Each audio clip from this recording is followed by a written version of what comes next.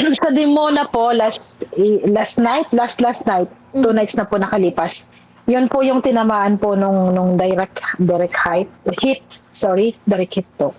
Nasa almost 100 na po or 200 na po yung wounded. Eh, dito naman po sa Tel Aviv, okay naman na po. Hindi naman na po gaanong naapektuhan kami dito. Pero yun, mga traumatic din po. Pero pinipilit po namin magtrabaho everyday. Pumapasok pa rin po kami sa trabaho. Okay.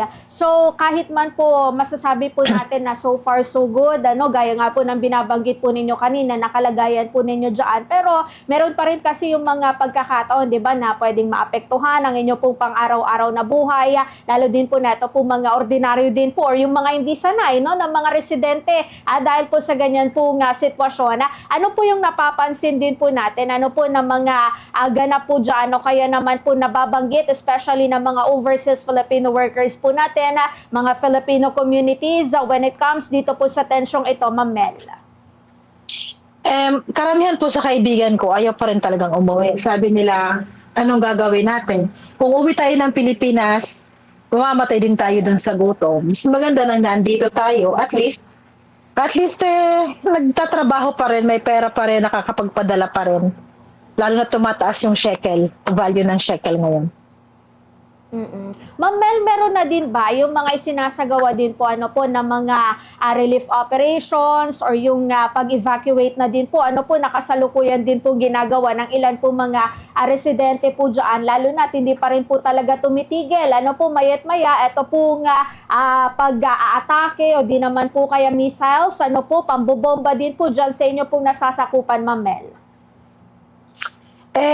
Nabasa ko po sa Embassy ng Pilipinas po, may mga kababayan po kasi dito na wala pong mga bomb shelter.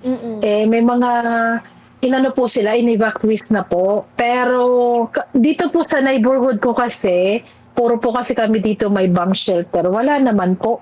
Okay naman. Parang normal lang. Normal lang po, ma'am, talaga.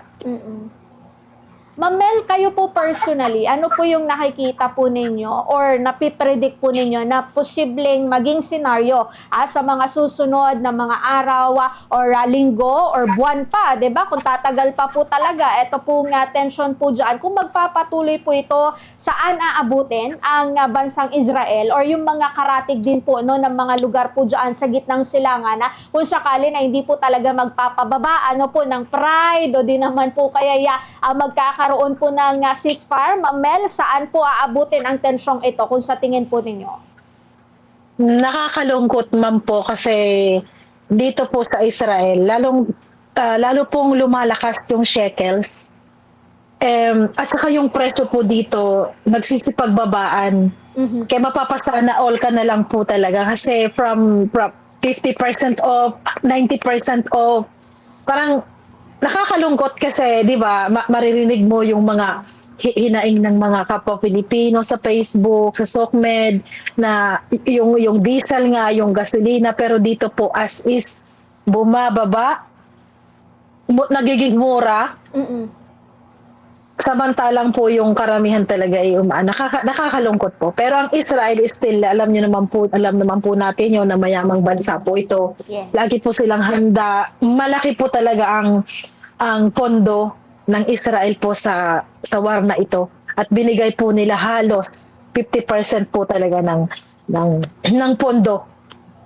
Ang ilang bilyones pong dolyar yan.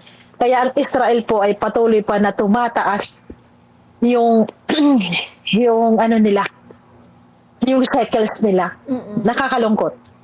Para po sa atin, sa Pilipinas, at sa iba man pong bansa.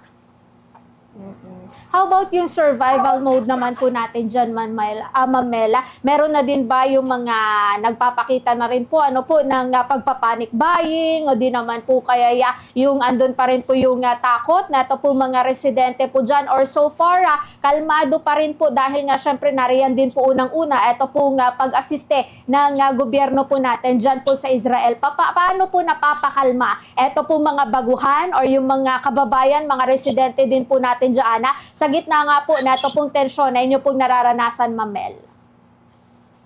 Eh, yung mga nasa hotel workers, sila po yung mga baguhan dito. Sila po yung kasi yung mostly yung mga G2G. Mhm. Sila po yung pinaka naapektuhan kasi wala nga pong tourist, sarado po yung mga ibang hotels. Pero yung iba naman po bukas gawa po nung yung mga nababagsakan po na mga buildings, doon po sila kaya may trabaho pa rin sila. Pero mostly ang iba po nung sa 100 po na nagpa-repatriate, mostly po doon ay mga hotel workers na po. Kaya parang sila po yung naapektuhan dito. Pero kami po yung matatagal na, parang bahala na po dyan, patagalan na. So, alam niyo po yun, uuwi ka ng Pilipinas, wala kang pagkakakita doon, mamamatay ka lang naman doon, dito ka na. Oo. Ganun po yun. So, kumbaga, parang patigasan na lang po talaga at patibayan Opo. po ng loob, Ma'am Mel. Diba? True, true.